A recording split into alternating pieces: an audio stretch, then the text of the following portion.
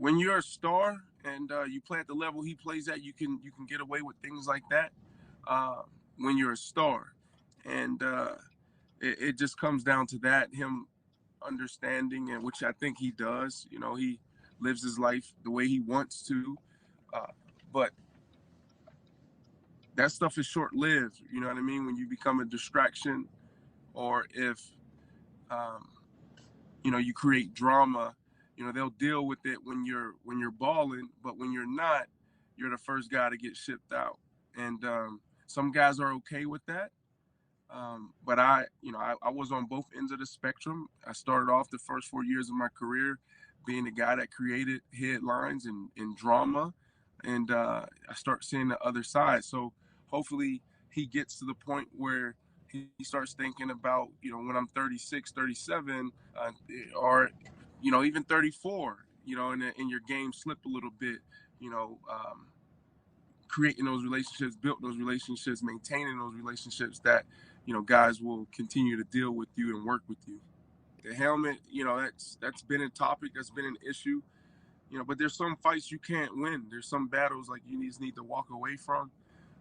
When I first got in the NFL, we didn't have to. I didn't even strap up my chin strap, and it came at then, year 2, year 3, there was a rule where everyone had to strap up their chin strap. And that was kind of my swagger, my thing. I didn't fight, I just dealt with it. Last couple years, they start rating helmets and banning helmets. It's just, part of the evolution of the NFL. I don't like it. I don't, I didn't like everything, but, I was able to understand there were some fights that I wasn't going to win. And I think this is one of those. And maybe he knew that, and he still wanted to move forward that way. Does stuff like this bother you as a teammate? Well, I have an interesting perspective because I've been on both ends, right? Like, I've been a guy um, that created headlines and distraction at times, and the second half of my career, I was the guy that was trying to be the glue and keep things together because I understood it.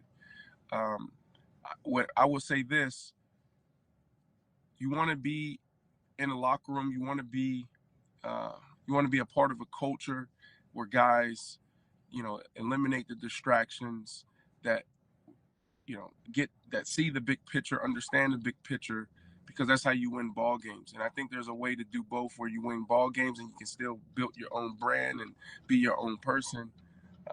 And that's the sweet spot that you got to find, but it's hard to get there.